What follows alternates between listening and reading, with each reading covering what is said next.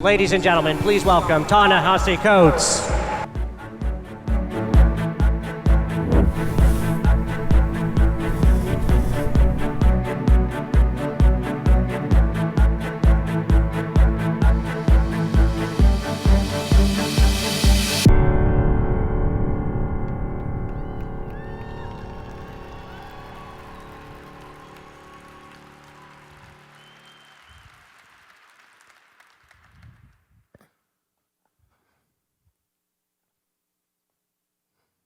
How you doing, guys?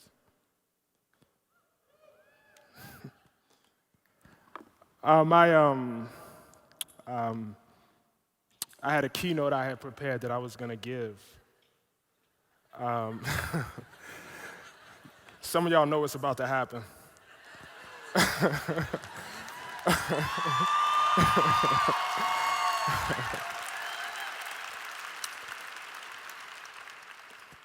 I had a keynote I was about to give, and I wanted to talk about education. I'm an autodidact myself. I'm somebody who didn't do particularly well in school, and I wanted to talk about the process of self-education.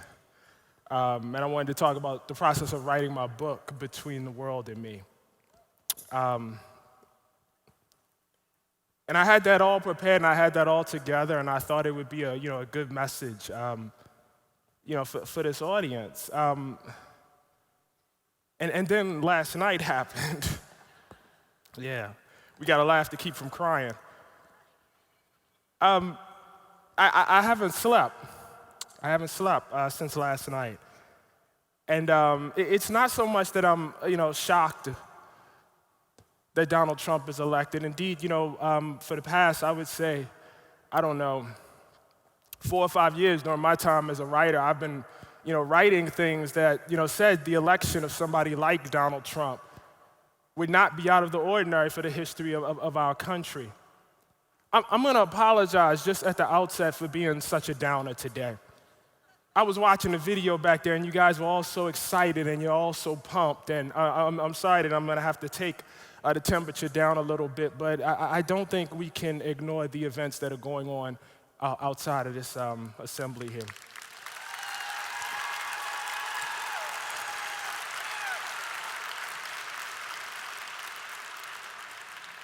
That was a video for Girls Who Code that was on before I came out here, right? Okay, I couldn't completely hear, but I was watching, and I was looking at all those beautiful young girls. And I was thinking about how through our election just yesterday, we have effectively sent to the White House, we have sent to the offices of the most powerful figure, not just in America, but really in the world. The leader of the free world is somebody who, through his campaign, was recorded on tape, effectively saying to the world that the lives, the physical bodies of young girls like that didn't matter. And so I was back there watching that video, and I just got sad. I mean, I felt it last night, but a pit just came into my stomach. I'm gonna talk a little bit about what happened last night, and I'm gonna talk a little bit about the context for what made that possible, if I can.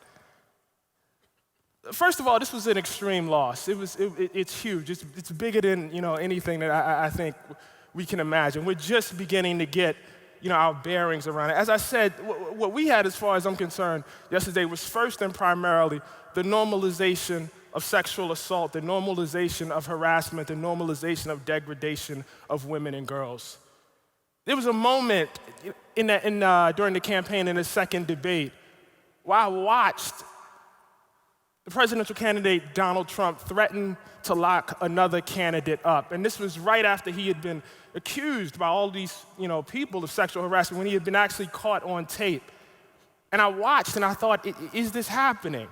And I thought the rest of the country must see this, and there's no way, even I, somebody who's been accused of being pessimistic before, I thought it's no way that somebody like this could be sent to the White House. But it happened. Those of us that care about global warming, those of us that are worried about the environment, those of us that are worried about the planet, we're in deep trouble. Because it's not just the White House, the party that is in power in the White House, the party that is in power in the House of Representatives, the party that is in power in the Senate is not particularly concerned about that. One of the benefits of the last 8 years has been a turn away from torture. And there's no guarantee that we'll see that, actually preserved. We saw uninsured rates cut by over 8% since 2011. There's no guarantee that that's going to continue. We have a candidate who's ran on the idea of returning to religious tests and mass deportations. I don't know if we have any immigrants in the audience or children of immigrants. I'm assuming we do, but I feel for you right now. Take heart. Take heart. And for me personally, as somebody who wrote a book that really was, pushed forward by the killing of a friend of mine by a police officer over 15 years ago, to watch the nascent activism that sprung up over the past, 4 years or so in the form of Black Lives Matter, to watch the country really sort of shift and pay attention to this sort of thing, last night was a major, major, major blow. We've had an attorney general, and this has kind of been below the radar, that has renewed the fight to go into communities and supervise police departments and attempt to make police departments responsible to the communities that they allegedly serve. And all of that is off the table right now. I spent a lot of time in Chicago, and there was a video that came out in Chicago almost a year ago of Laquan McDaniel, who was a young man who was just shot down, it looked like for sport.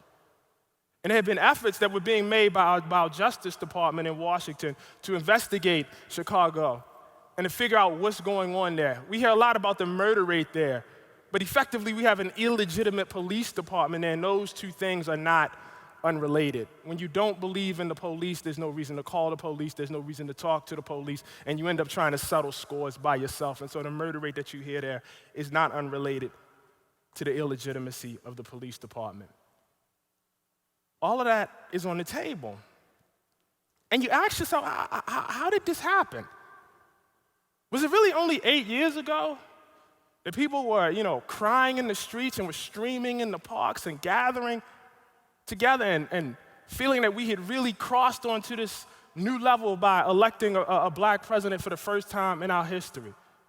I had always been pretty skeptical. I had considered myself as a pretty grounded person, but even I got caught up in the emotion. I thought something really had changed, and something really did change.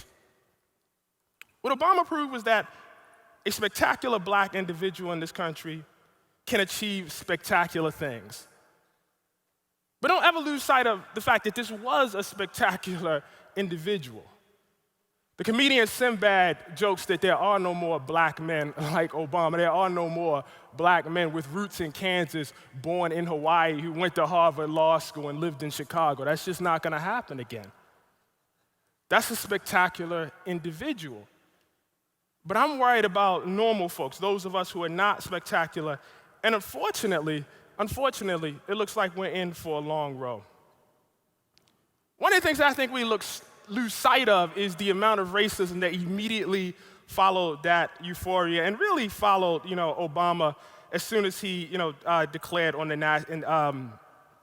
himself a part of the national conversation. When Obama ran for Senate in 2004, the opposing party imported a candidate to run against him.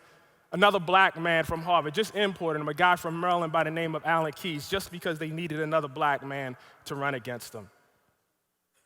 When he declared that he was going to be a presidential candidate, photos sprung up of him in Somali garb. Radio hosts took to playing music jingles entitled Puff the Magic Negro. Operatives claimed Michelle Obama could be found on tape yelling, "Whitey." Y'all don't even remember the Whitey tape. Some of y'all was about 10 years old, but it happened. When Obama ran against Hillary Clinton in West Virginia, fully 20% of the people there said that they voted against him because he was black. This was open. This was an actual poll. After Obama secured the nomination, traffic to white supremacist websites increased by as much as 20-fold. And that August, just before the convention, the FBI unmasked an assassination plot hatched by white supremacists in Denver. There was a Republican women's club that dispensed Obama bucks. And on the Obama bucks, you could see platters of watermelon, ribs, and fried chicken. At the Value Voters Summit that year, conventioners hawked Obama waffles, a breakfast cereal featuring a bug-eyed caricature of the president. Hip-hop lyrics were sprawled on the side. Barry Bling's waffle ring, And on the top, the same caricature featured a turban tagged with the instruction, point box towards Mecca for tastier waffles. That was the beginning of birtherism. And our president of the United States, our new president-elect of the United States, effectively ran on that. He ran on the notion that the prospective president was not an actual citizen, and he succeeded. We're all endangered by this. I think one of the problems with the conversation around racism that I've tried to have based on the book that I've tried to have around the country is the notion that this somehow only endangers black people. But I'm here to tell you that it endangers all of us. This started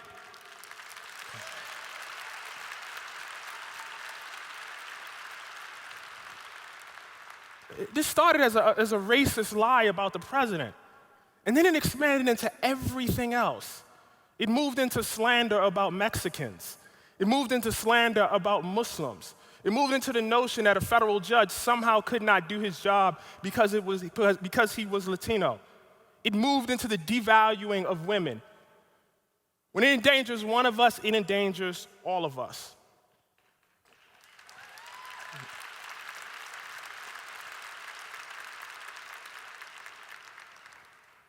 Anybody here familiar with the writer James Baldwin?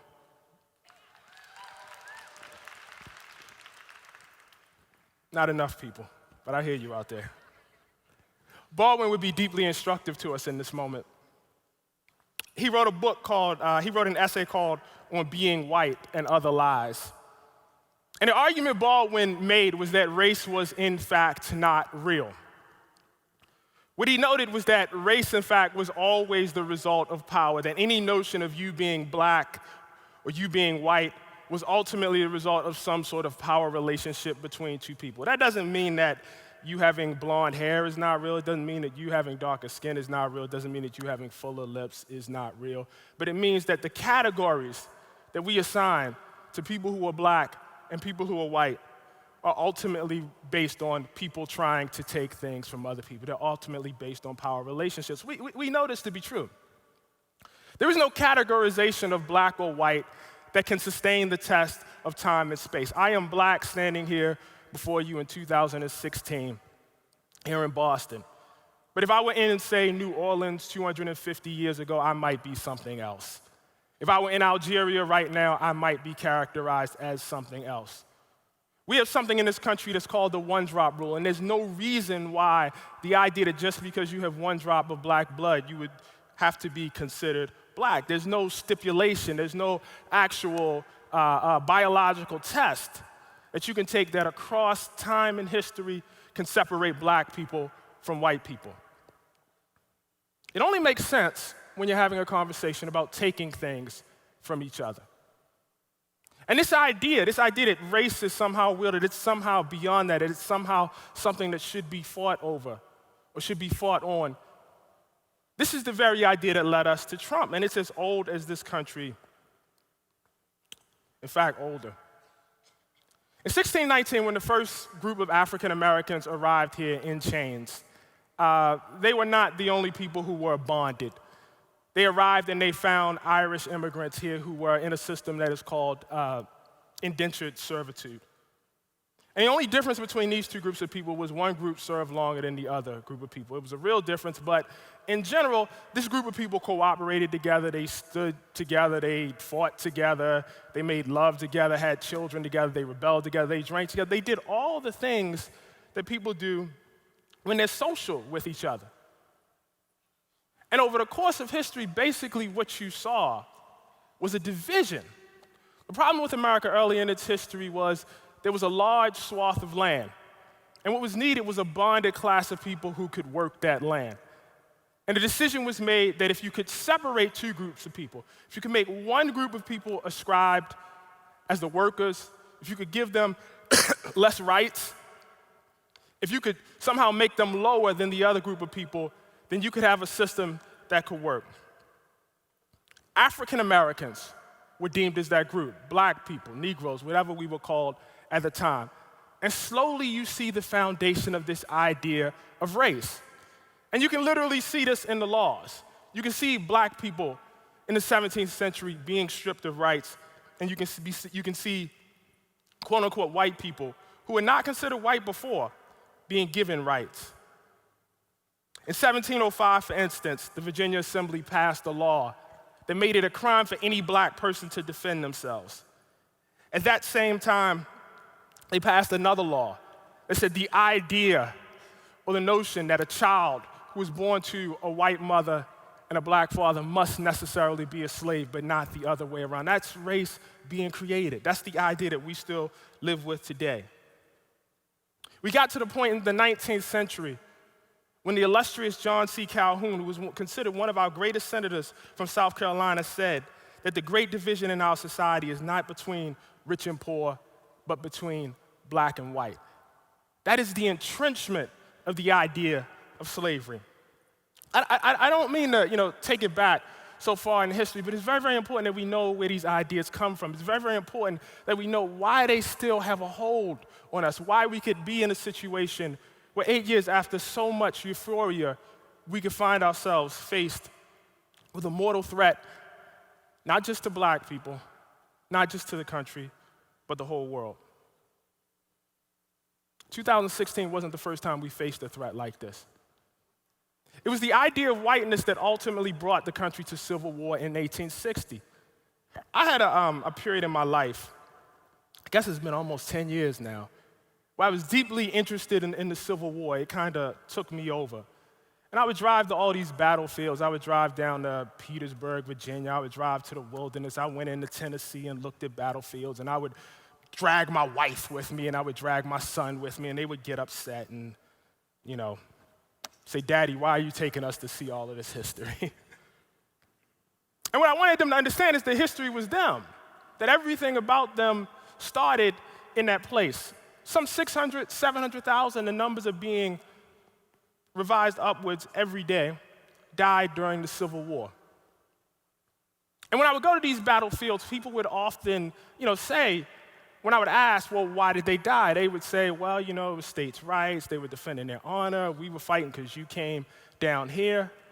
And what I sensed behind that was the inability to talk about what had actually happened. In 1860 in this country, there were 4 million people living below the Mason-Dixon line who were living as slaves. They were the majority of the people living in South Carolina. They were the majority of the people living in Mississippi.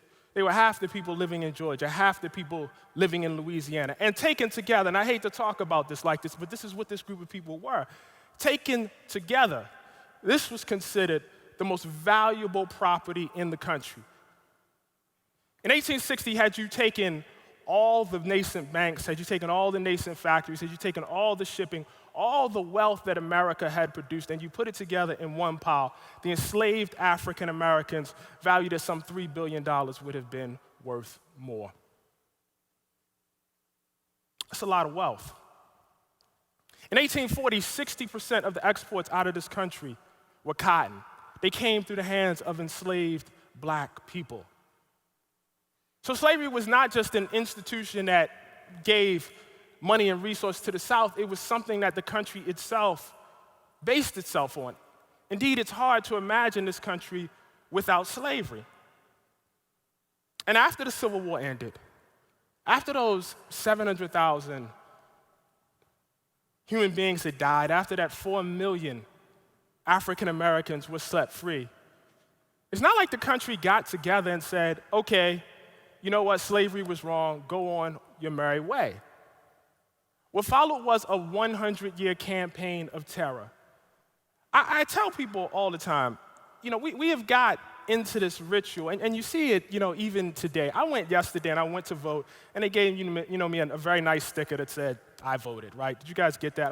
I really hope all of you guys got that. I really hope, because then we're going to have another conversation.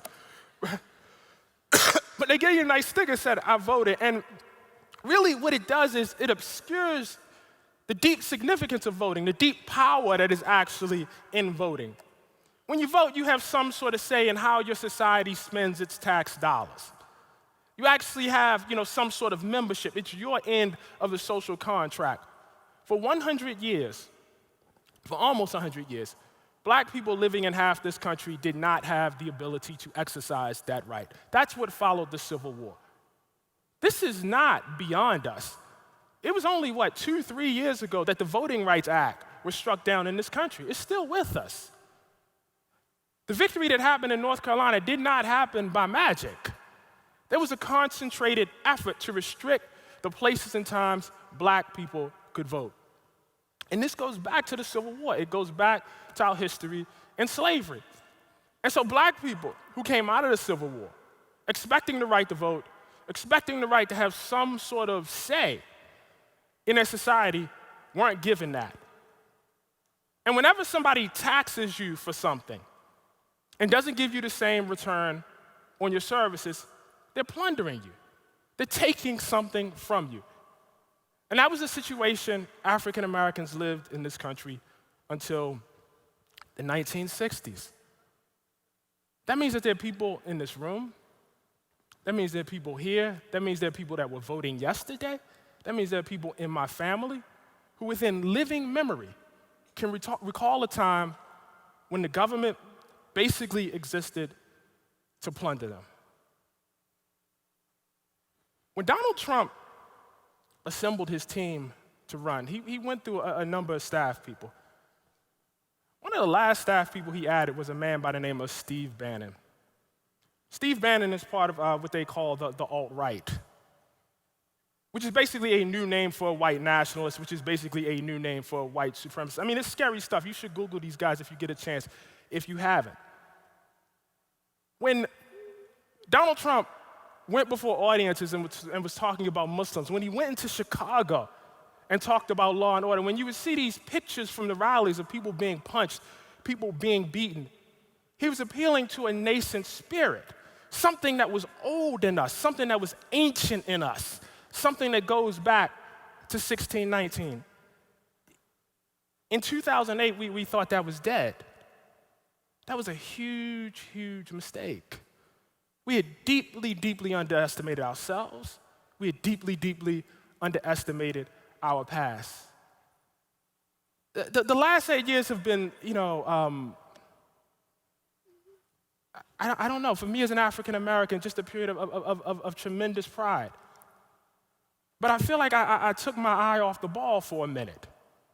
It's easy to forget. And we're going to forget this more, by the way, over the next 10 years when, everybody and their mama is going to say they voted for Barack Obama. I guarantee you that's what's going to happen next. It's easy to forget that the majority, not 10%, not 20%, not 30%, the majority of the opposition party did not believe that the President of the United States was born here, did not believe that he actually was a Christian.